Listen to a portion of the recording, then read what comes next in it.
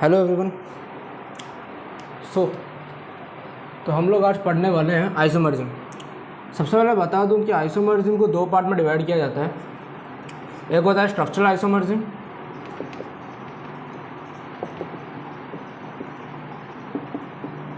दूसरा होता है स्टेरियो आइसोमरिज्म।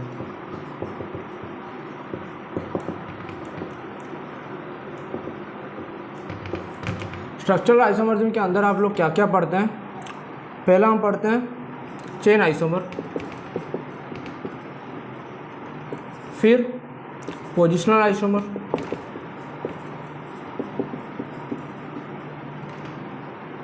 फिर मेटामरिज्म और मेटामर जो भी है, फिर फंक्शनल आइसोमर,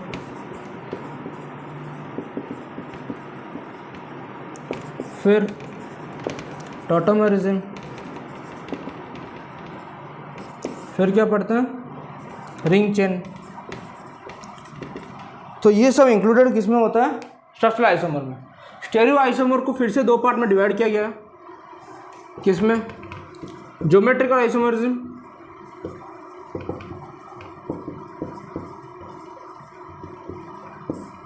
और है क्या ऑप्टिकल आइसोमरिज्म।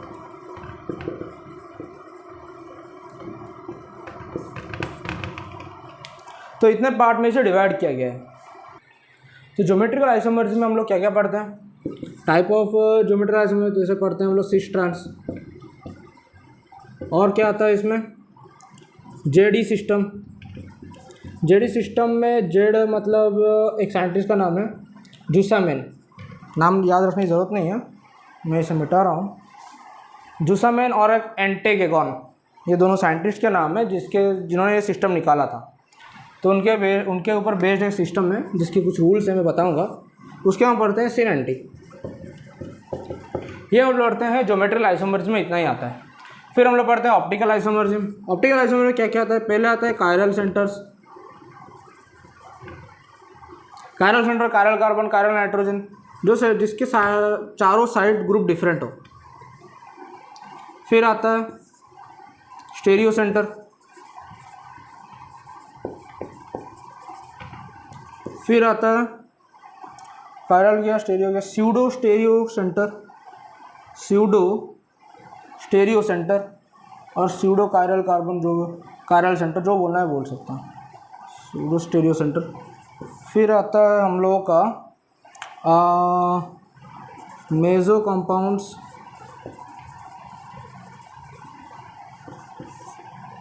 नहीं, ऑप्टिकल आइसोमर्स आता है। कैलकुलेट कैसे ऑप्टिकल आइसोमर कैलकुलेट करते हैं वो आता है ऑप्टिकल आइसोमर्स।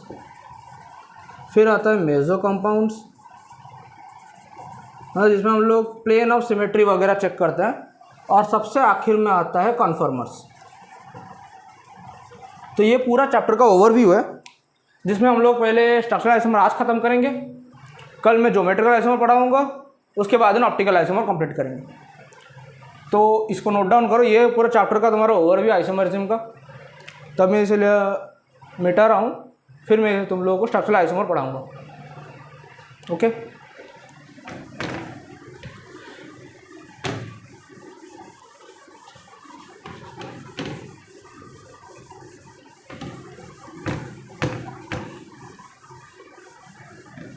तो पहला हेडिंग है स्ट्रक्चरल आइसोमर।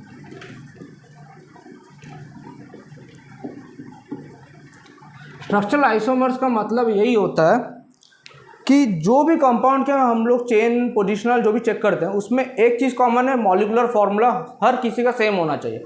अगर मॉलिक्यूलर फार्मूला डिफरेंट है तो वहाँ पे स्ट्रक्चरल आइसोमर एग्जिबिट नहीं करेगा वो। अगर मॉलिक्यूलर फार्मूला डिफरेंट है तो वहाँ पे वो स्ट्रक्चरल आइसोमर एग्जिबिट नहीं करेगा। तो डेफिनेशन में क्या लिखेंगे हम लोग?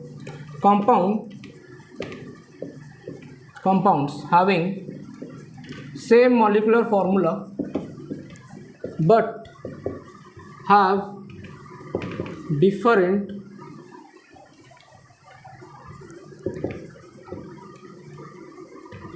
structures।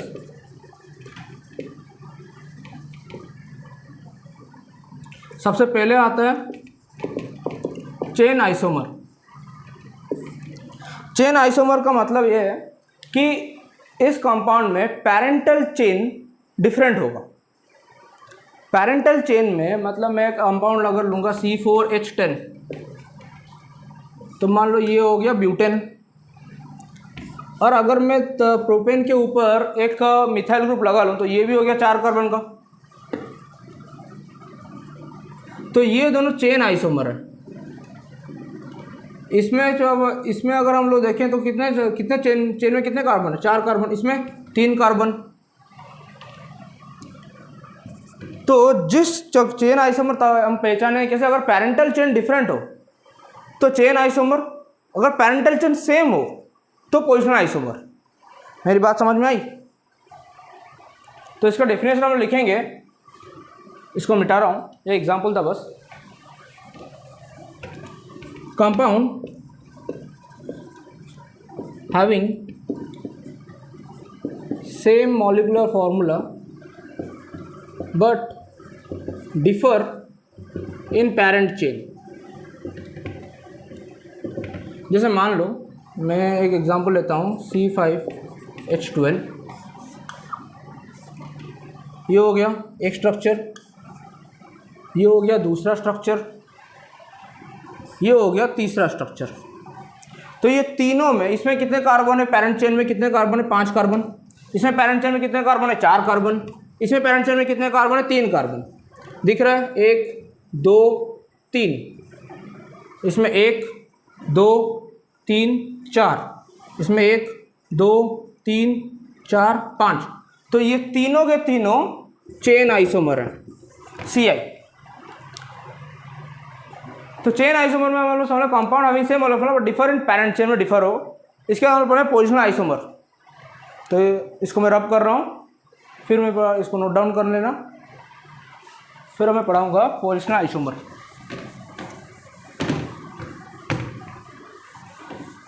चेन आइसोमर और पोजिशनल आइसोमर पूछे तो बस एक ही चीज़ का ध्यान रखना, पैरेंटल चेन अगर डिफरेंट होगा तो चेन आइसोमर, अगर पैरेंटल चेन सेम हो तो positional isomer. Compound having same molecular formula but have different position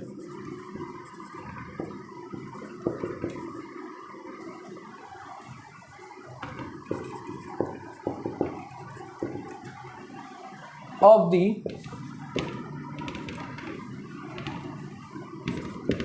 branched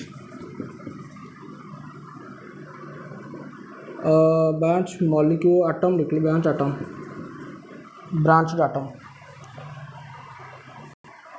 atom मतलब branch functional group, different position branch functional group. तो पोजिशनल आइसोमर मतलब chain आया, मतलब पैरेंटल चेन सेम होगा। Suppose मैंने दिया है C5H11OH, तो मान लो इसमें OH का मैंने रखा यहाँ पे, इसमें OH का रखा मैंने यहाँ पे, तो ये दोनों हो गए पोजिशनल आइसोमर। इसमें दोनों में पैरेंटल चेन सेम होगा, यहाँ पे CI नहीं होगा। पैरेंटल चेन इसमें ही 5 कार्बन का है, इसमें ही 5 कार्बन का है। पैरेंटल चेन सेम होगा तो पोजिशनल आइसोमर, पैरेंटल डिफरेंट रहेंगे तो चेन आइसोमर। तो chain isomer positional isomer clear हो गया। अब हम लोग आगे बढ़ेंगे किसमें? मेटामर्स में। तो इससे पहले चेन आइसोमर पोजिशनल आइसोमर कुछ क्वेश्चन सवाल करा लेता हूँ, जिससे क्लियर हो जाए कि तुम्हारा चेन आइसोमर और पोजिशनल आइसोमर को डाउट ना रह जाए। तो इसको नोट डाउन करो। और एक चीज़ मुझे लिखाना है यहाँ पे, गलती से मैंने छोड़ दी। जो सारे फंक्शनल ग्रुप होंगे except carbon containing functional group,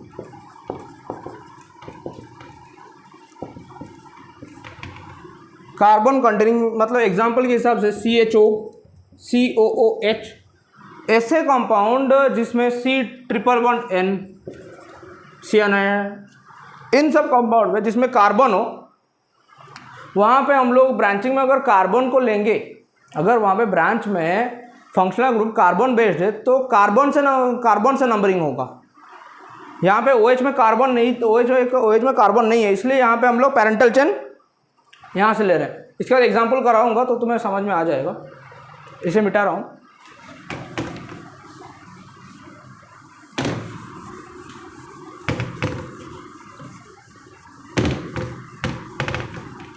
मान लो मैंने एक एग्जांपल दिया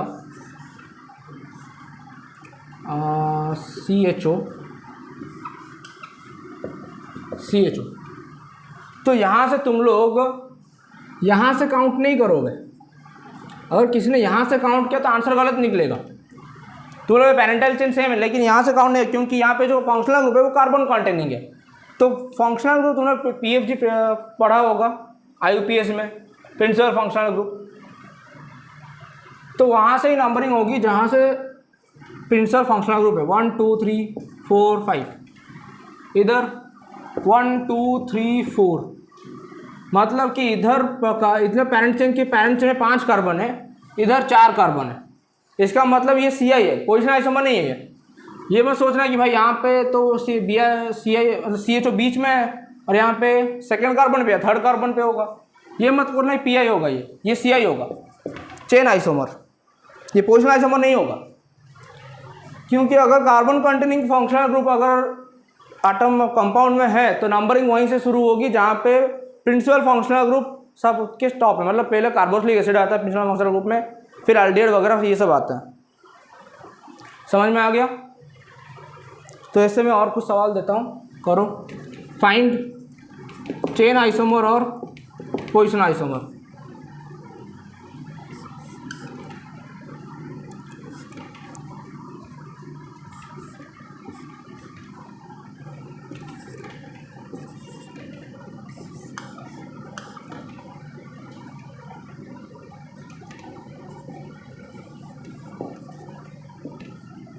ये A, ये B, फिर ये A, अब ये B। B में क्या आएगा?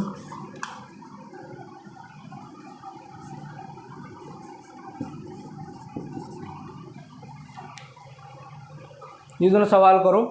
मैं 1 सेकंड इंक डाल के आता हूँ थोड़ी देर। तो मैं सॉल्व करता हूँ।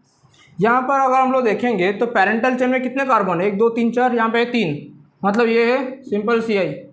यहाँ पे देखें तो पैरेंटल चेन कहाँ से काउंट होगा? 1 2 3 4 5, यहाँ से 1 2 3 4 5 6, पैरेंटल डिफरेंट, ये भी CI। समझ आया कैसे पहचानना है पोजिशनल आइसोमर, चेन आइसोमर? अब नेक्स्ट हम पढ़ें मेटामरिज्म। मेरा हाथ में ग्लोव्स कहाँ गया?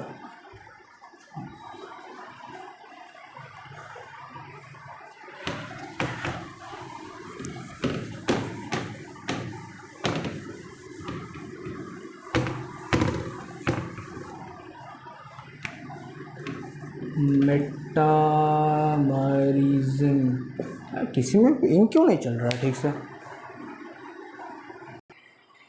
तो मेटामरिज्म डेफिनेशन क्या होगा? Compound having same molecular formula but have different arrangement of atoms or groups on either side of bridging functional group। अब ये ब्रिजिंग फंक्शनल ग्रुप क्या है? तो ब्रिजिंग फंक्शनल ग्रुप क्या हम लोग अंदर क्या आएगा वो मैं लिख लेता हूँ। कोई ब्रिजिंग फंक्शनल ग्रुप जैसे मान लो ईस्टर, मतलब बीच में एक कंपाउंड होगा, एक एटम होगा, उसके दोनों साइड में हम लोग एटम से ग्रुप लगाएंगे और डिफरेंट अरेंजमेंट में, किस तरफ इथेन होगा तो किस तरफ मीथेन होगा, किस तरफ प्रोपेन होगा तो किस तरफ ब्यूटेन होगा, इस टाइप का। तो इससे हम कहते हैं ईस्टर, थायो ईस्टर,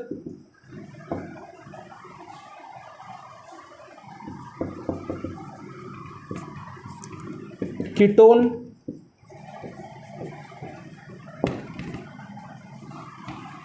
थायोकीटोन,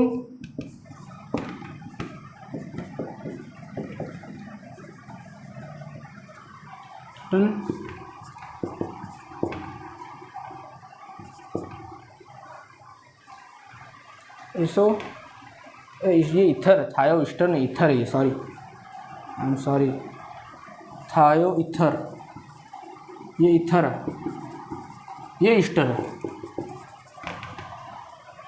उसके बाद 2 डिग्री अमीन,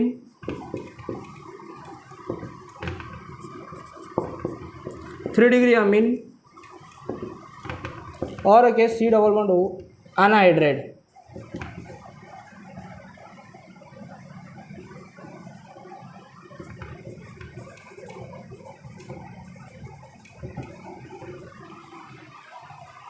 ये सारे ब्रिजिंग फंक्शनल ग्रुप है। इथर, थायो इथर, कीटोन, थायोकीटोन, ईस्टर, फिर सेकेंडरी अमीन, टर्शियरी अमीन, फिर अनहाइड्रेट।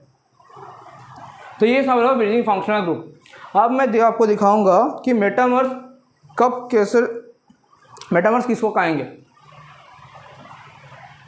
इसको नोट करो, मैं इसको मिटा रहा हूँ।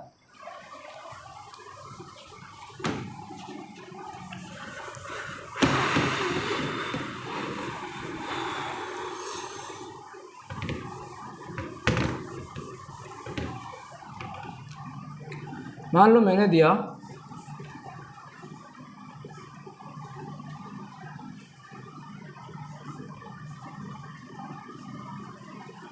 1 2 3, काउंट करते हैं, 4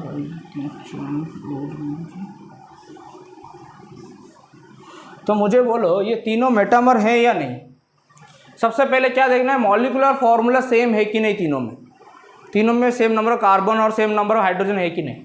तो इसमें मॉलिक्यूलर फॉर्मूला क्या है, 1 2 3 4 कार्बन है, इसमें भी, इसमें 1 2 3 4 कार्बन है, इसमें 1 2 3 4 4 कार्बन।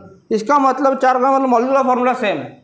लेकिन एक तरफ तुम लोग देखो कि ब्रिजिंग फंक्शनल ग्रुप में यहाँ पे क्या लिखा है, आइसोप्रोपेन एक तरफ है, दूसरी तरफ है मीथेन, मीथेन और मिथाइल ग्रुप, जो भी लिखना है मिथाइल ग्रुप ही लिखते हैं, मिथाइल, आइसोप्रोपाइल, आइसोप्रोपेन लिख लिया। इस तरफ क्या है, इथाइल, इस तरफ क्या है, इथाइल, इस तरफ प्रोपाइल, इस तरफ मिथाइल। तो ये तीनों के तीनों मेटामर्स हैं, एक दूसरे के मेटामर्स, क्योंकि यहाँ पे मॉलिक्यूलर फॉर्मूला सेम है लेकिन एटम्स का ग्रुप का डिफरेंट अरेंजमेंट हुआ है। किस में तुम लोग को इथेन इथेन दिख, इथाइल इथाइल दिख रहा है, किस में तुम लोग आइसोप्रोपाइल और मिथाइल दिख रहा है, किस में तुम लोगों को प्रोपाइल और मिथाइल दिख रहा है। अब पता चला मेटामर्स में तुम लोगों को क्या देखना है, सबसे पहला इंपॉर्टेंट है मॉलिक्यूलर फार्मूला। अगर मॉलिक्यूलर फार्मूला सेम है तभी ही स्ट्रक्चरल आइसोमर में ये सारे तुम लोग लगा सकते हो। तो मेटामर्स तुम्हारा कंप्लीट हो गया। मान लो मैं एक और एग्जांपल देता हूँ, क्या दूँ,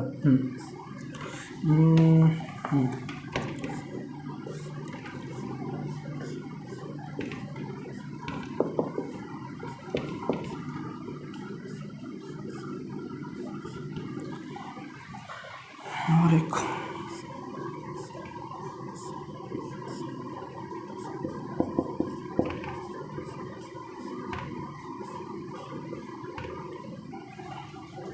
तो बोलो ये दोनों मेटामर्स है कि नहीं।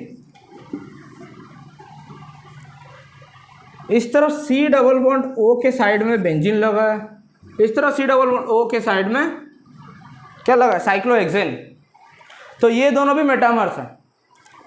मेटामर्स का मतलब है डिफरेंट अरेंजमेंट। इसको इसने उल्टा कर दिया तो यहाँ पे सी डबल बॉन्ड ओ के साथ बेंजीन था पहले, अभी सी डबल बॉन्ड क्या है, साइक्लोहेक्सेन है। तो दोनों मेटामर्स हुए कि नहीं, क्योंकि अरेंजमेंट डिफरेंट हो गया ना, ब्रिजिंग फंक्शनल ग्रुप के अराउंड अरेंजमेंट डिफरेंट हो गया, इसलिए ये दोनों ही मेटामर्स है। ये मत सोचना कि भाई यहाँ पे ये था तो उल्टा दिया तो मेटामर्स नहीं होगा।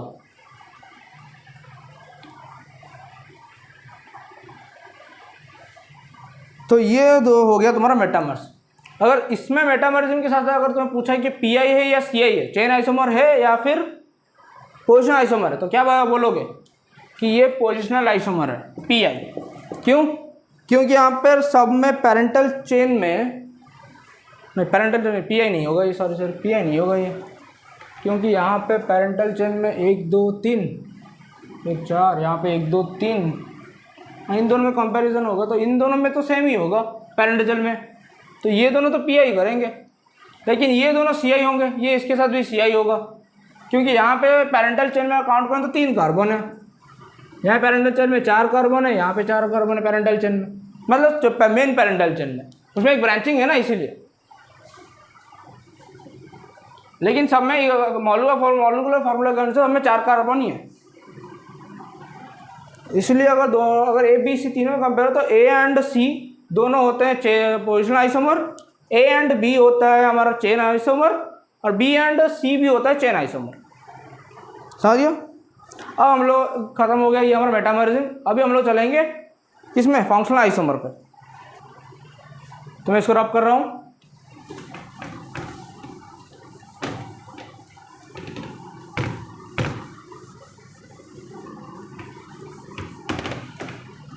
नेक्स्ट टॉपिक क्या है हम लोग का, चौथा है फंक्शनल आइसोमर। फंक्शनल आइसोमर में हम लोग का सबसे पहले हमने डेफिनेशन लिख लिया, कंपाउंड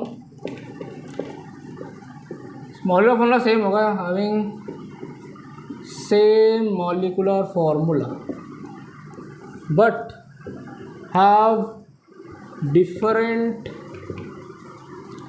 फंक्शनल ग्रुप। मान लो एग्जाम्पल देता हूँ,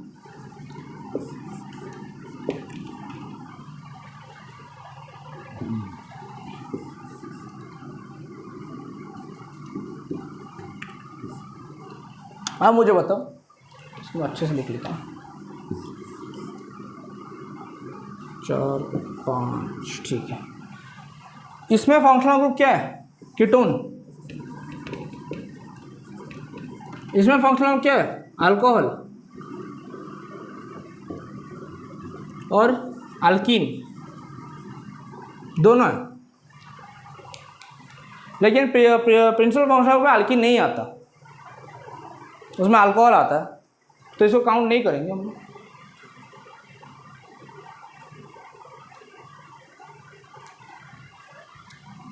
तो फंक्शनल ग्रुप में हम लोग का इसमें अल्कोहल आ रहा है, इसमें कीटोन आ रहा है, लेकिन मॉलिक्यूलर फार्मूला दोनों में सेम है। इसमें भी 1 2 3 4 कार्बन है, इसमें भी 4 कार्बन है, तो मॉलिक्यूलर फिर दोनों में सेम आ रहा है, लेकिन दोनों में फंक्शनल ग्रुप अलग अलग है। इसलिए अगर हम लोग कोई से पूछा फंक्शनल आइसोमर है कि नहीं, तो ये दोनों फंक्शनल आइसोमर हैं, यस। आंसर लिखना yes, they are functional isomer. अब मुझे और एक चीज़ बताओ,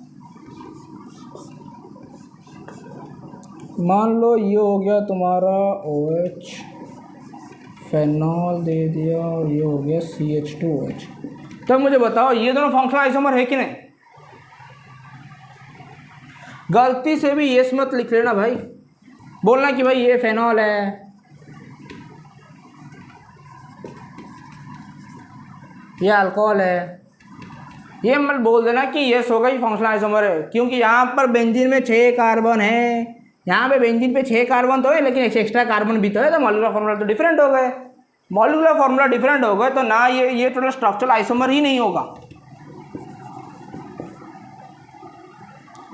no, they are not structural isomer. Structural में चेन आइसोमर पोजिशनल में कुछ भी नहीं। इसको क्या बोलते हैं हम लोग,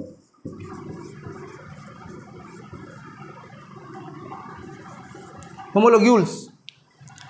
होमोलोग्यूल्स को तुम्हें पता है ना, होमोलोग्यूल्स का मीनिंग क्या है, अगर कोई भी ग्रुप हो, सेम ग्रुप हो, सेम फंक्शनल ग्रुप दोनों में लगा हुआ हो, लेकिन CH2 ग्रुप से डिफर कर रहे होंगे, तो उन्हें होमोलोग्यूल्स बोला जाता है।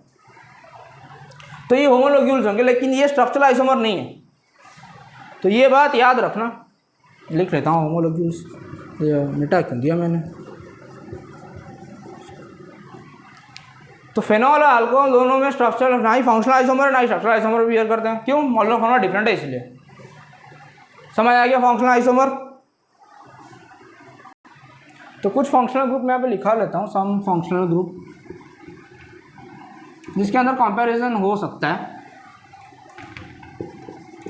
लेकिन याद रखने की ज़रूरत नहीं है। जैसे एल्डिहाइड एंड कीटोन। दूसरा लिखता हूँ एसिड एंड एस्टर। रीज़न ये है क्योंकि उसके साथ है ना, जिसके साथ उसका फंक्शनल सेम दिख रहा हो। एल्डिहाइड और कीटोन में क्या है? C डबल बॉन्ड O है दोनों में, कीटोन में भी है, एल्डिहाइड में भी है। एसिड और एस्टर में क्यों है? एसिड में COH है, एस्टर में C डबल बॉन्ड O फिर O, उसमें एक H एब्सेंट है, इसलिए ये दोनों फंक्शनल आइसोमर हो सकते हैं। और क्या हो सकता है? सियानाइड एंड आइसोसियानाइड, ये दोनों ही फंक्शनल आइसोमर हो सकते हैं। मतलब एक CN तो दूसरा NC। ऐसे बहुत से हो सकते हैं, मैंने कुछ ही 2-3 तो लिखा दिए हैं, बाकी और बहुत हो सकते हैं। तो याद रखने की ज़रूरत नहीं है, मैंने बस ऐसे ही लिख दिया। थोड़ा याद रखना बस ये सब different functional group, molecular formula same होना चाहिए बस। तो ये फंक्शनल आइसोमर खत्म हो गया। अब हम लोग पढ़ेंगे टॉटोमरिज्म, जो तुम लोग का डाउट रहता है हमेशा हर किसी का। तो नोट डाउन कर लिया इसको, मैं इसको मिटा रहा हूँ।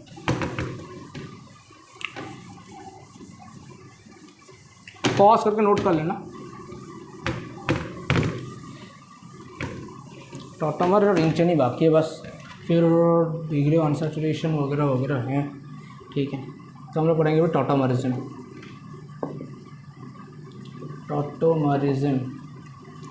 टॉटोमरिज्म का दूसरा नाम भी है।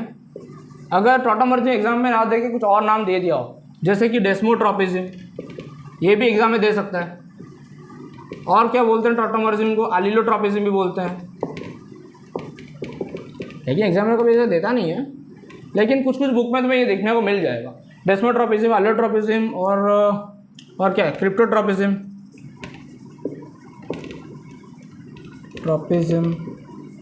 और क्या है? प्रोटोट्रॉफी। ये सब इसके अलग अलग नाम है। टॉटोमरिज्म का मतलब है intra molecular proton transfer. Intramolecular proton transfer, इसका मतलब क्या है? इसका मतलब है टॉटोमरिज्म कब होता है?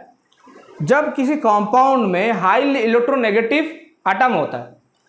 मान लो जैसे हम लोग टॉटोमरिज्म करते हैं, तुम लोग कीटो और एनोल का जो टॉटोमरिज्म आज तक करते आए हो, उसमें क्या करते हो तुम लोग?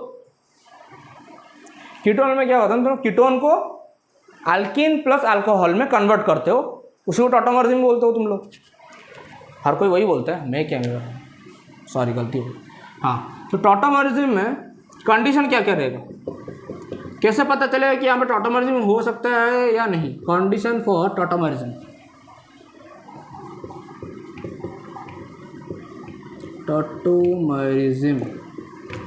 पहला condition, alpha carbon should be present, alpha carbon should be sp3। Present तो अल्फा कार्बन होता ही है भाई, शुड बी sp3। मतलब अल्फा कार्बन में सैचुरेटेड हो, अनसैचुरेटेड नहीं। उसके बाद alpha hydrogen should be present,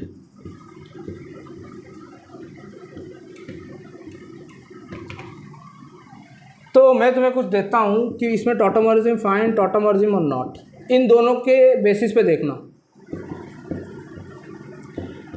मतलब जो फंक्शनल ग्रुप में इसमें ऐड करूँगा, कीटोन वगैरह जो भी ऐड करूँगा, उसमें तुम लोग देखना कि उसके कीटोन जहाँ पे उसके साइड कार्बन अल्फा कार्बन पर वो sp3 है या sp2 है, या अल्फा कार्बन है उसके sp3 होने के बाद तुम लोग देखना अल्फा हाइड्रोजन है कि नहीं। अगर अल्फा हाइड्रोजन तो टॉटोमरिज्म होगा, अगर अल्फा हाइड्रोजन नहीं है तो टॉटोमरिज्म नहीं होगा। मान लो पहला एग्जांपल देता हूँ, जैसे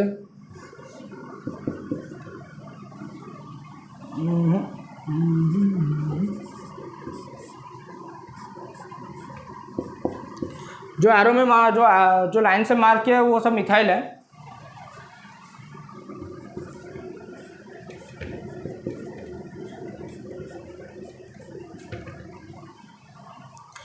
तो यहाँ पे तुम लोग बोलो कि ये टॉटमर्जिन बियर करता है या नहीं।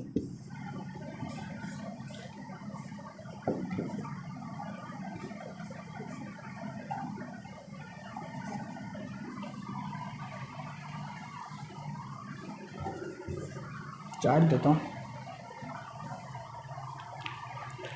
तो पहले में तुम देखो कि ये तुम्हारा मेन ग्रुप है, इसके साइड में ये वाला कार्बन क्या है, अल्फा कार्बन, ये वाला भी अल्फा कार्बन।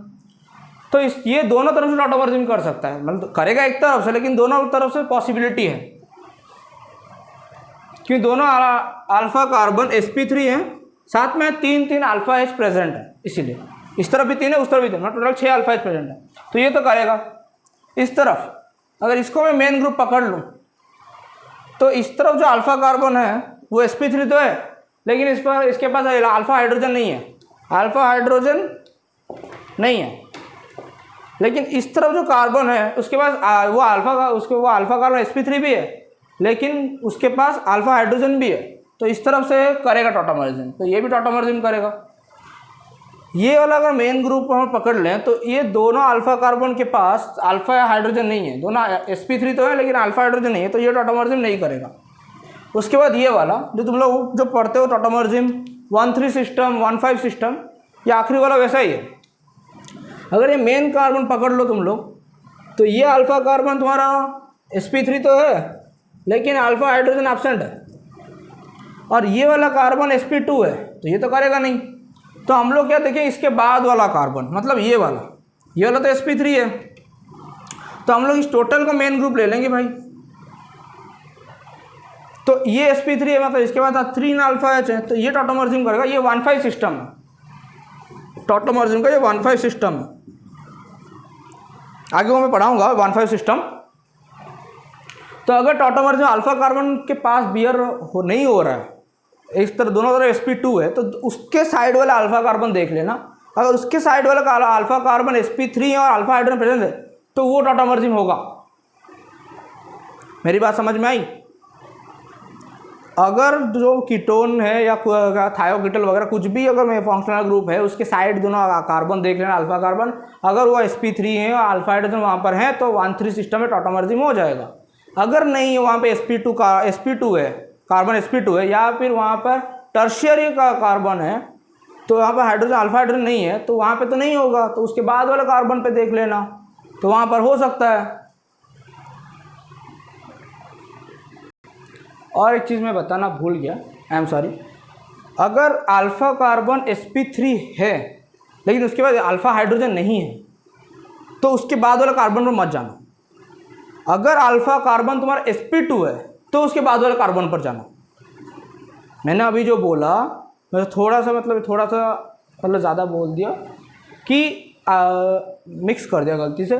तो अगर अल्फा कार्बन sp3 है और उस पर अल्फा हाइड्रोजन नहीं है तो उसके बाद वाला कार्बन तुम लोग नहीं देखोगे। जैसे कि हम लोग यहाँ पे ये sp3 है, लेकिन इसके बाद वाले जो अल्फा कार्बन, ये लोग अल्फा, इसके बाद जो कार्बन्स हैं उनके पास हाइड्रोजन, लेकिन हम लोग उसे काउंट नहीं करते, क्योंकि हमारा पहला कंडीशन तो ये हो गया ना, दूसरा कंडीशन नहीं है, लेकिन पहला कंडीशन सेटिस्फाई हो गया कि sp3 है। sp3 होना इंपॉर्टेंट पहले है भाई, प्रायोरिटी में sp3 इंपॉर्टेंट है। हाइड्रोजन हो ना हो वो बात की बात है, पहले sp3 होना चाहिए। अगर sp2 है तो फिर उसको एक सिस्टम मान लेंगे हम लोग, फिर उसके बाद वाला कार्बन देखेंगे तो वो अगर sp3 है और उसका अल्फा हाइड्रोजन है तो टॉटमर्जिन करेगा। समझ में आया? तो ये था हमारा टॉटमर्जिन। तो अभी मैं पढ़ाऊँगा 1,3 सिस्टम 1,5 सिस्टम जो भी है हम लोगों का, तो वो मैं अभी टॉटमर्जिन का तुम लोगों को स्टेप बाय स्टेप पढ़ाऊँगा। इसको पहले नोट डाउन करो, फिर तो मैं अभी रब कर रहा हूँ। ये वाला समझ में आया? यार थोड़ा मैंने समझाने के लिए यहाँ पे थोड़ा गारागुरी हो गया, लेकिन ठीक है, समझ लेना। और डाउट हो तो मैं और एक बार इसे समझा दूँगा, पूछ लेना तो मैं और एक बार इसे समझा दूँगा नेक्स्ट क्लास में, अगर तुम लोगों को डाउट हुआ तो। इसके बाद वाला पढ़ाता हूँ। मैं समझाने की पूरी कोशिश तो की है, बाकी देखते हैं तुम लोग का रिस्पॉन्स कैसा आता है। तो अभी हम लोग पढ़ेंगे 1,3 सिस्टम जो तुम लोग पढ़ते हो कीटोएनॉल, वही पढ़ रहे हैं हम लोग। क्यों टॉटामर्स में मेन कीटोएनॉल ही आता है, बाकी और कुछ सब पूछते नहीं एग्जाम में, तो मेन कीटोएनॉल ही पूछते हैं। तो CH3 C double bond O CH3, यही तुम्हारा कीटोन फॉर्म है, इसको हम लोग को एनॉल फॉर्म में कन्वर्ट करना है। तो कैसे करेंगे? तुम लोगों ने अभी पढ़ा कि टॉटामर्जिन का मतलब मैंने लिखाया था क्या, इंट्रामोलिकुलर प्रोटॉन ट्रांसफर। उसका मतलब ये है कि कार्बन के पास जो प्रोटॉन H+ हैं वो किसको ट्रांसफ़र करेगा? कार्बन से जो ज़्यादा इलेक्ट्रोनेगेटिव होगा, इलेक्ट्रोनेगेटिविटी के केस पर ही टॉटामर्जिन होता है। पहली बात, इलेक्ट्रोनेगेटिव के लेफ्ट टू राइट इंक्रीज होता है, मतलब पहले कार्बन के बाद nitrogen more electronegative than carbon, oxygen उससे ज़्यादा इलेक्ट्रोनेगेटिव होता है कार्बन नाइट्रोजन से, फिर फ्लोरीन वगैरह वो भी ज़्यादा इलेक्ट्रोनेगेटिव होते हैं। इलेक्ट्रोनेट decreases down the group. Electronegativity का मतलब यही है, ये हम लोग जो निकलते हैं चार्ज बाय साइज का रेशियो, मतलब साइज जितना छोटा होगा और उस पर चार्ज जितना ज़्यादा होगा उसका इलेक्ट्रोनेगेटिविटी उतना ज़्यादा होगा। ये तुम लोगों ने पढ़ा होगा पीरियोडिक टेबल में, तो मैंने यहाँ पे रिवाइज करा दिया क्योंकि मुझे टॉटामर्जिन तुम लोग को अच्छे से समझाना है। तो कार्बन से अधिक कौन इलेक्ट्रोनेगेटिव है? ऑक्सीजन। इसलिए कार्बन के पास जो हाइड्रोजन होता है वो ये ऑक्सीजन अपने लोन पेयर के थ्रू इसको खींच लेता है। इस ऑक्सीजन ये इसके अल्फा कार्बन से एक हाइड्रोजन अपनी ओर खींच लेता है। तुम इस तरफ से हाइड्रोजन खींचो या इस तरफ से हाइड्रोजन खींचो, बात एक ही है। तो इसलिए मैंने ऑक्सीजन को 1 दिया, इसको 2 दिया, इसको 3 दिया, बस तुम लोग को याद रखने के लिए। प्रोसेस समझा देता हूँ, फिर तुम लोग को शॉर्टकट मेथड ही बता दूंगा। तो इस कार्बन से, अल्फा कार्बन से वो हाइड्रोजन ले लेगा और अपना पाई बॉन्ड दे देगा कार्बन को। तो ये दिखेगा कैसे? CH3C ऊपर OH और CH2, क्योंकि अगर ऑक्सीजन जब ऑक्सीजन मोर इलेक्ट्रोनेगेटिव है तो H+ तो अपनी ओर खींचेगा ही। H+ खींचने के बाद यहाँ पर ऑक्सीजन पर अगर मैं इसको इंटरमीडिएट दिखा दूँ तो CH3C डबल बॉन्ड O+ आ जाएगा, समझ गया? तो ये पाई बॉन्ड यहाँ पे शिफ्ट हो जाएगा। आप समझ में आया? फिर ये फॉर्मेशन होगा, लेकिन ये दिखाता नहीं है डायरेक्ट, इसलिए ज़्यादा याद रखो, इंटरमीडिएट स्टेप याद रखने की ज़रूरत नहीं, मैं ऐसे समझाने के लिए बता दिया। अगर शॉर्टकट मेथड में तुम लोग समझना है तो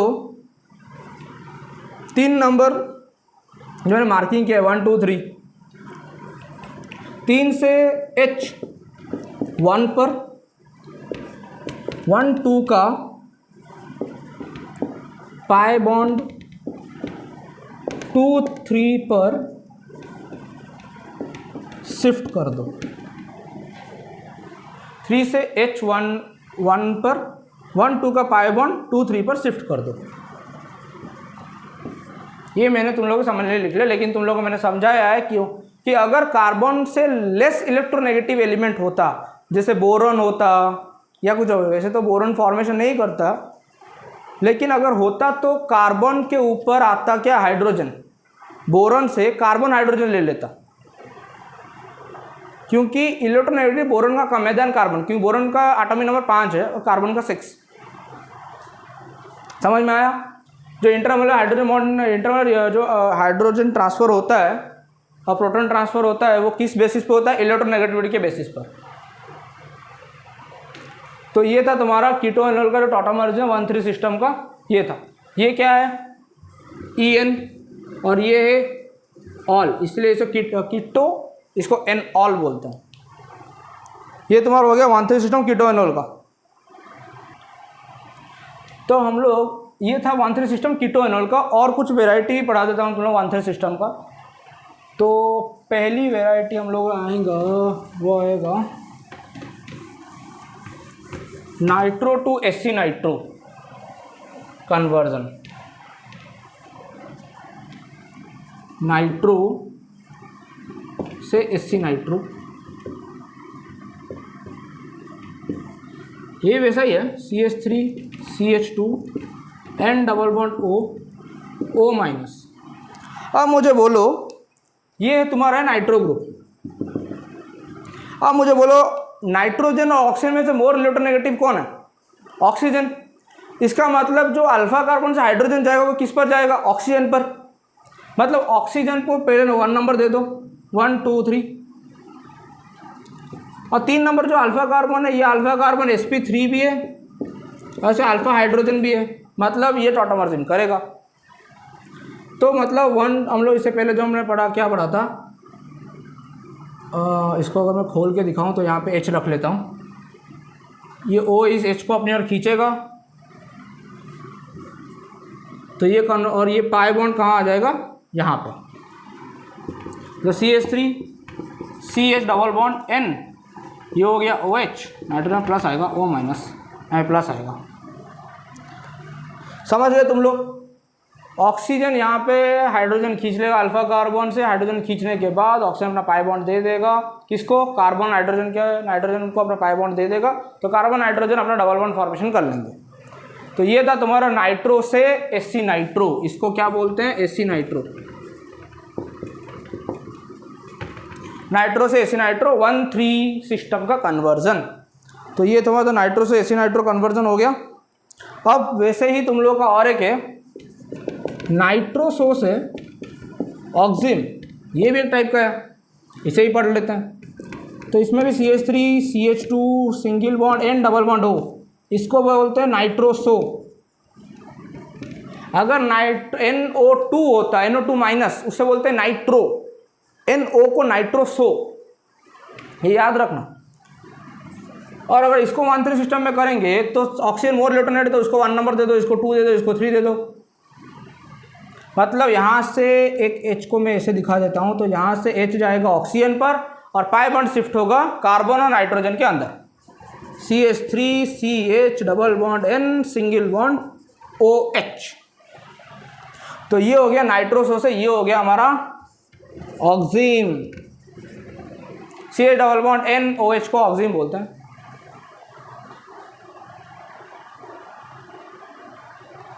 तो ये तुम्हारा था नाइट्रो से ऑक्सीम, ये तुम्हारा ख़त्म हो गया। अभी और एक बचा हुआ है तुम्हारा इमीन से एनामिन, इसको नोट करो, फिर इमीन से एनामिन में समझाऊंगा। नोट कर लिया? अब मैं इसे मिटा रहा हूँ।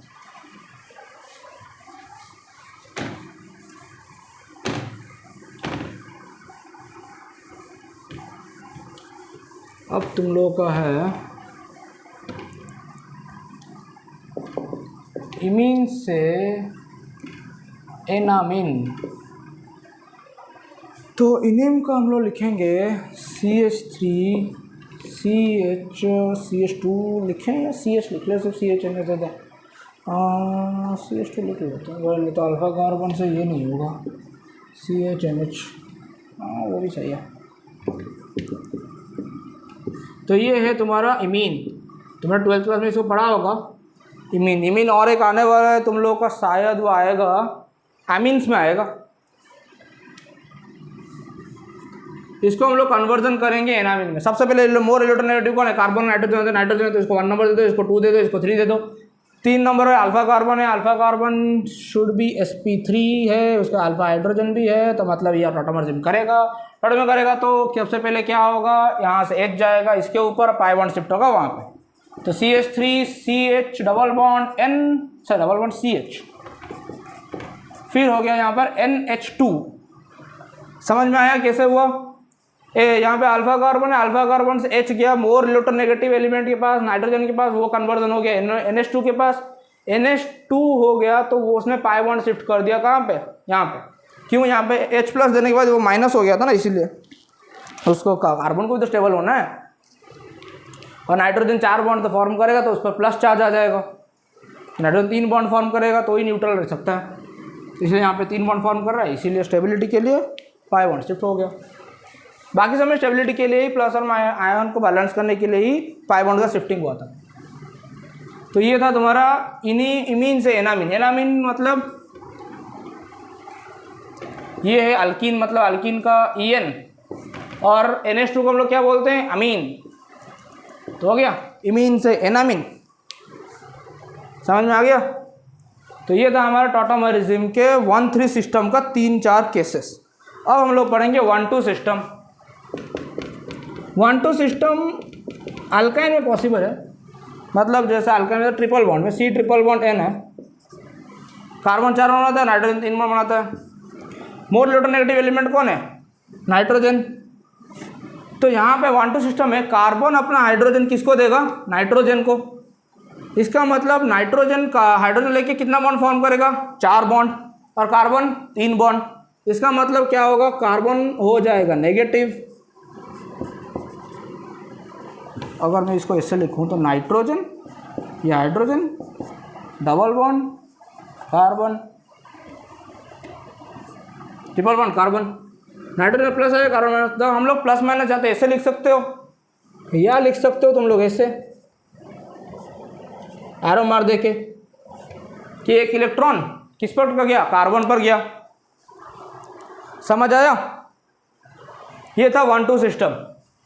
यहाँ पर और कोई एलिमेंट नहीं है, इसलिए यहाँ पर 1,2 सिस्टम बहुत रेयर यूज होता है। और यहाँ पे और कोई ग्रुप नहीं था, इसीलिए यहाँ पर कार्बन, यहाँ पे इलेक्ट्रॉन अंदर ही अंदर ट्रांसफ़र हुआ, प्लस माइनस में यहाँ पे रहा। नहीं तो अगर और कोई एलिमेंट, और कोई ग्रुप होता तो शायद डबल बॉन्ड फॉर्म करके वहाँ पे हम लोग बैलेंस कर लेते हैं, लेकिन यहाँ पर और कोई ग्रुप है नहीं, इसीलिए। तो 1,2 सिस्टम और 1,3 सिस्टम खत्म हो गया। अभी तुम लोगों को मैं पढ़ाने वाला हूँ 1,5 सिस्टम कीटो एनोल का, वही 1,5 सिस्टम ही पढ़ाने वाला हूँ। तो इसको नोट डाउन करो, फिर 1,5 सिस्टम पढ़ाऊँगा। हो गया? अब मिटा रहा हूँ इसको। तो मुझे लगता है तुम लोग टॉटोमरिज्म अगर कुछ डाउट हो तो पूछ लेना। मुझे लगता है मैंने क्लियर तो कर लिया है, लेकिन फिर भी पूछ लेना अगर कुछ डाउट होगा तो। अब मैं पढ़ाऊँगा 1,5 सिस्टम। 1,5 सिस्टम पर कब जाओगे? जब 1,3 सिस्टम फेल हो जाए। 1,5 सिस्टम ऑफ कीटो एनोल। ये तुम लोग बाकियों में करते हो, जैसे एसी नाइट्रो, नाइट्रोसो, नाइट्रो और नाइट्रो, एसी नाइट्रो में करते थे, नाइट्रोसो और किस में करते थे? ऑक्सी में करते थे, और किस में करते थे हम लोग? और एक था ना हमारा क्या, वही तो पढ़ा है उसको, इमीन से एनामिन, उसमें भी कर सकते हो तुम लोग 1,5 सिस्टम। कैसे बताता हूँ, जैसे इसमें वैसे इसमें तुम लोग खुद भी कर सकते हो, प्रोसेस समझा दिया है मैंने। मान लो ये CH3 CH double bond CH, फिर यहाँ पे C डबल बॉन्ड OH, ठीक है। अब हम लोग को 1,5 सिस्टम करना है, मतलब 1,5 सिस्टम कब करोगे? जब 1,3 सिस्टम फेल हो जाए, तब तुम लोग 1,5 सिस्टम पे जा सकते हो। जैसे कि यहाँ पर अल्फा कार्बन से कौन लेगा हाइड्रोजन? ऑक्सीजन लेगा, ऑक्सीजन वो इलेक्ट्रोनेगेटिव है, तो 1 2 3। लेकिन कैसे लेगा? यहाँ पर तो sp2 है। कंडीशन क्या था टॉटोमरिज्म का? Alpha carbon should be sp3। तो ये sp2 है, इसका मतलब हम लोग को कहाँ जाना पड़ेगा? उसके साइड कार्बन पर। साइड कार्बन पर अल्कीन के बाद जो साइड कार्बन है वो है अल्फा कार्बन, उसको भी अल्फा कार्बन बोल सकते हो, मैंने पहले ही बताया। तो ये अल्फा कार्बन होगा, अल्फा कार्बन ये होगा, अल्फा कार्बन यहाँ पे sp3 भी है और अल्फा हाइड्रोजन भी है। तो हाइड्रोजन यहाँ से जाएगा ऑक्सीजन पर। मैं इसे दिखा देता हूँ कैसे जाएगा।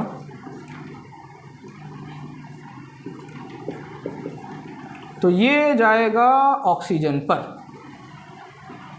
और ये ऑक्सीजन अपना पाई बॉन्ड दे देगा यहाँ पे।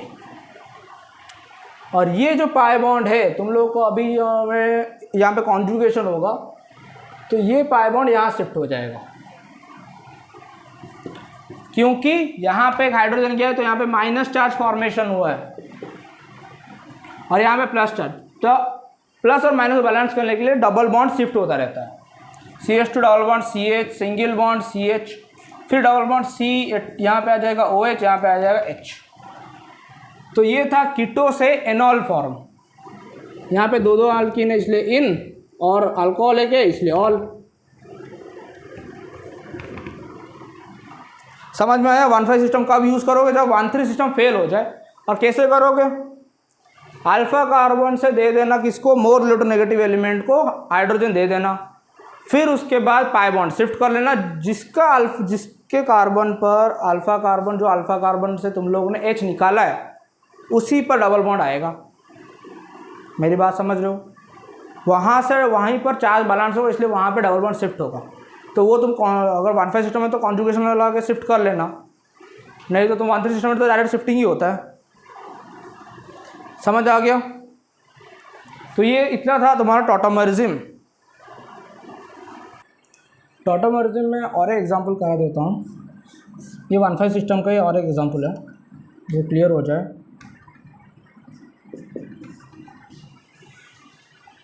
यही होगा ना? नहीं, ये नहीं होने वाला है, ये होना चाहिए था। और डबल बॉन्ड पे भी शिफ्ट करूँगा अभी तो अल्फ़ा कार्बन मतलब ये अल्फ़ा कार्बन हो जाएगा। नहीं, अल्फ़ा तो 1,5 सिस्टम हो जाएगा ये। हाँ तो 1,3 सिस्टम ही कर लेते हैं, 1,5 सिस्टम कर लेते हैं। तो यहाँ पे रखूँगा तो ये हो जाएगा, यहाँ से हाइड्रोजन जाएगा तो वेज फॉर्मेशन होगा, फिर ये बॉन्ड यहाँ शिफ्ट करेगा, ये बॉन्ड यहाँ पे शिफ्ट करेगा। हाँ तो ये और एक बार लिख लेते हैं इसे बस अच्छे से, इसे क्लियर हो जाए।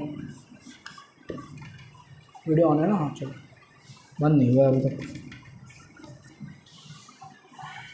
बेंजीन नहीं है ये सर। तो यहाँ पे 1,5 सिस्टम हम लोग कर सकते हैं। 1 2 3 4, सॉरी मैं यहाँ पे कार्बन तो देना ही भूल ही गया, आई एम सॉरी। 1 2 3 1 2 3 4 5। तो 3 नंबर अल्फ़ा कार्बन sp2 है, इसलिए हम लोग 5 कार्बन पर जाएंगे। यहाँ पे हाइड्रोजन शिफ्ट होगा कहाँ पे? यहाँ पे। ये डबल बॉन्ड शिफ्ट होगा यहाँ पे, ये डबल बॉन्ड शिफ्ट होगा यहाँ पे। तो अभी स्ट्रक्चर कैसा दिखेगा? इसको ऐसा रखो, यहाँ पे आ गया, यहाँ पे OH आ जाएगा, और ये जो डबल बॉन्ड यहाँ पे शिफ्ट होगा तो ये हो गया। ये क्या हो गया? फेनॉल। तो 1,5 सिस्टम से तुम लोग को कीटोन से लेकर फेनॉल बना सकते हो। तो ये था तुम्हारा अब तक 1,5 सिस्टम। 1,5 सिस्टम में तुम्हारा और एक चीज़ लिख लेता हूँ, टॉटोमरिज्म इसके बाद में लिख लूँगा। ये वाला लिख लो, मैं इसको मिटा रहा हूँ, इसके बाद में लिख लूँगा, मिटा रहा हूँ इसको।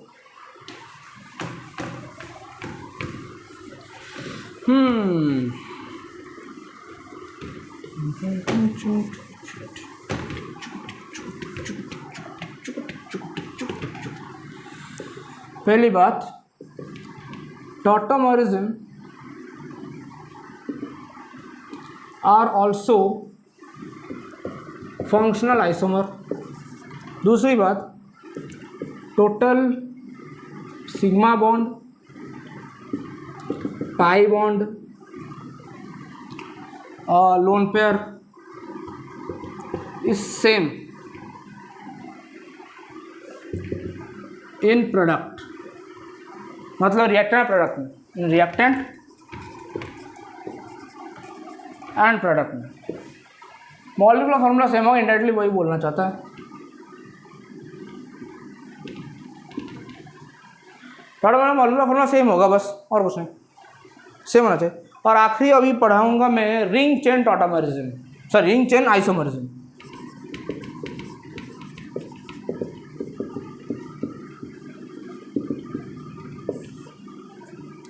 इसको मतलब कि यहाँ पे मॉलिक्यूलर फॉर्मूला सेम होगा, लेकिन अगर दोनों का मॉलिक्यूलर फॉर्मूला सेम है लेकिन एक रिंग फॉर्म करेगा तो दूसरा चेन फॉर्मेशन करेगा। और चेन फॉर्म रिंग मतलब तुम्हें पता है, और ये हो गया चेन। तुम लोग डिग्री ऑफ अनसैचुरेशन पढ़े होगे, मैं और कल पढ़ाऊंगा इसको, डिग्री ऑफ अनसैचुरेशन। आज मैंने स्ट्रक्चरल आइसोमर का रिंग चेन तक ही पढ़ाना था, तो मैं कल पढ़ाऊंगा DU, डिग्री ऑफ अनसैचुरेशन। तो रिंग में तुम्हें अगर मैं लिखूँ तो क्या लिखूँगा? CH2 CH2 CH2, ये तीनों मिलके CH2 रिंग बना रहे हैं ना। तो कितना हो? कार्बन 3 और हाँ हाइड्रोजन 6। यहाँ पे क्या है? CH3। गिन लो कितने हैं? 3 1 4 1 5। हाँ 5 कैसे होगा भाई? 6 होने चाहिए। अच्छा CH2 होगा ये, सॉरी।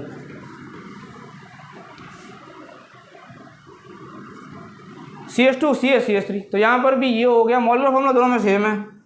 ये हो गया CH3 CH double bond CH2। तो ये हो गया रिंग चेन आइसोमर तुम्हारा। मॉलिक्यूलर फॉर्मूला सेम होना चाहिए, लेकिन अगर एक रिंग होगा तो तुम लोग उसका चेन फॉर्म करके वो दोनों भी आइसोमर ही होंगे, क्योंकि उन दोनों मॉलिक्यूलर फॉर्मूला सेम है। आइसोमर मतलब स्ट्रक्चरल आइसोमर मतलब मॉलिक्यूलर फॉर्मूला सेम होना चाहिए। ऑप्टिकल वगैरह मैं बोलूँगा, मैं अभी स्ट्रक्चरल पढ़ा हूँ तो स्ट्रक्चरल पे स्टिक रहूँगा। स्ट्रक्चरल आइसोमर मतलब मॉलिक्यूलर फॉर्मूला सबसे पहले देखना है, अगर मॉलिक्यूलर फॉर्मूला सेम है फिर हम लोग चेन पोजिशनल या फिर मेटामर या टॉटमर या फिर फंक्शनल आइसोमर या रिंग चेन आइसोमर ये सब देखेंगे। तो प्रायोरिटी लिख लेता हूँ अभी मैं आखिर में। प्रायोरिटी सबसे पहले अगर तुम्हारा structural isomer molecular formula same है तो फर्स्ट पहले आएगा रिंग चेन आइसोमर, फिर आता है क्या तुम्हारा टॉटोमरिज्म, टी लिख लेता हूँ सिर्फ। टॉटोमरिज्म पर आता है तुम्हारा फंक्शनल आइसोमर, फिर आता है मेटामरिज्म, फिर आता है चेन आइसोमर, आखिर में आता है पोजिशनल आइसोमर। ये है तुम्हारा टोटल क्या प्रायोरिटी। याद रखना चेन के बाद पोजीशन आता है, पहले पोजीशन मत लिख लेना कि मैंने सीक्वेंस में पोजीशन पहले पढ़ा, पहले चेन पढ़ाया तो सबसे लास्ट में चेन ही आएगा। प्रायोरिटी यही रहता है, पहले रहता है रिंग चेन आइसोमर, फिर टॉटोमरिज्म, फिर फंक्शनल आइसोमर, फिर मेटामरिज्म, फिर चेन आइसोमर या पोजीशनल आइसोमर सबसे लास्ट में। यही प्रायोरिटी रहता है तुम्हारा स्ट्रक्चरल आइसोमर का। तो आज हम लोगों ने पूरा पढ़ लिया क्या स्ट्रक्चरल आइसोमर। हमने स्ट्रक्चरल में क्या बोला, मॉलिक्यूलर फॉर्मूला सेम होना चाहिए, पहली बात स्ट्रक्चरल आइसोमर कंपाउंड डिफरेंट होना चाहिए, मतलब कंपाउंड स्ट्रक्चरल अरेंजमेंट डिफरेंट होना चाहिए लेकिन मॉलिक्यूलर फॉर्मूला सेम होना चाहिए। सबसे पहले हमने पढ़ा चेन आइसोमर। चेन आइसोमर हमने क्या पढ़ा था, पैरेंटल चेन डिफरेंट होना चाहिए, पोजिशनल आइसोमर पैरेंटल सेम होना चाहिए। उसके बाद हमने पढ़ा था क्या मेटामरिज्म। मेटामरिज्म में क्या होना, ब्रिजिंग फंक्शनल ग्रुप में आइदर साइड में डिफरेंट अरेंजमेंट होना चाहिए ग्रुप का, लेकिन मॉलिक्यूलर फॉर्मूला सेम होना चाहिए। ये था हमारा क्या मेटामरिज्म। मेटामरिज्म के बाद हमें आए थे functional isomer. Functional isomer molecular formula same होना चाहिए लेकिन अलग अलग फंक्शनल ग्रुप होना चाहिए। जैसे कीटोन के साथ एल्डिहाइड होगा, कीटोन के साथ अल्कोहल होगा, नहीं तो क्या अल्कोहल अल्कीन होगा, नहीं तो क्या होगा हमारे एसिड के साथ ईस्टर होगा। ऐसे डिफरेंट डिफरेंट तो सियानाइड के आइसोसियानाइड बनाना, ये सब पढ़े थे हम लोग फंक्शनल आइसोमर में। ये सब फंक्शनल आइसोमर एग्जिबिट करेंगे। उसके हमने पढ़ा टॉटोमरिज्म। टॉटोमरिज्म में क्या पढ़ा था हम लोगों ने, वो पहले हम लोग पढ़ा कि उसका कंडीशन क्या है, alpha carbon should be sp3 होना चाहिए और दूसरा अल्फा हाइड्रोजन प्रेजेंट होना चाहिए। उसके बाद हमने पढ़ा था क्या 1,3 सिस्टम, 1,2 सिस्टम, 1,5 सिस्टम। ये हमने पढ़ा। टॉटोमरिज्म का अलग अलग नाम भी है, जैसे डेस्मोट्रोपिज्म, एलियोट्रोपिज्म, प्रोटोट्रॉफी और उसके क्रिप्टोट्रॉपिज्म, इसे उसके अलग अलग नाम है। और टॉटोमरिज्म का अगर डेफिनेशन बोलूँ तो क्या इंट्रामोलिकुलर हाइड्रोजन ट्रांसफर और इंटरमोलिकुलर प्रोटॉन ट्रांसफर, कुछ भी बोल सकते हो तुम लोग। कहाँ पे जाएगा, जिसमें हाई इलेक्ट्रोनेगेटिविटी हो, जिस आटम पर आटम जो हो, जिसके जो आटम हाईली इलेक्ट्रोनेगेटिव हो उसके हाइड्रोजन शिफ्ट होगा। ये था तुम्हारा टॉटोमरिज्म कंप्लीट हो गया। फिर ring chain isomer. Ring chain isomer molecular same होना चाहिए, एक रिंग होगा तो उसी का तुम लोग का आइसोमर निकालना है क्या चेन में, मॉलिक्यूलर फॉर्मूला सेम होगा, बस उसका रिंग है तो चेन है। तो डिग्री वन सैचुरेशन में तुम्हें पढ़ाऊंगा मैं कल, तो डिग्री वन सैचुरेशन में पता चल जाएगा, रिंग चेन आइसोमर में पता चल जाएगा कि रिंग चेन आइसोमर में DU1 होता है, डिग्री वन सैचुरेशन, और अल्कीन और अनसैचुरेशन में अल्कीन में भी DU1 होता है। तो वो दोनों की chain isomer ring chain isomer है बोलते हैं उन लोग। ये था तुम्हारा आज का पूरा क्लास, तो अच्छे से रिवाइज कर लेना। कल मैं जब तुम लोग को डिग्री वन सैचुरेशन पढ़ाऊंगा उसके बाद मैं शिफ्ट करूंगा तुम लोगों का स्टेरियो आइसोमर पे। All the best.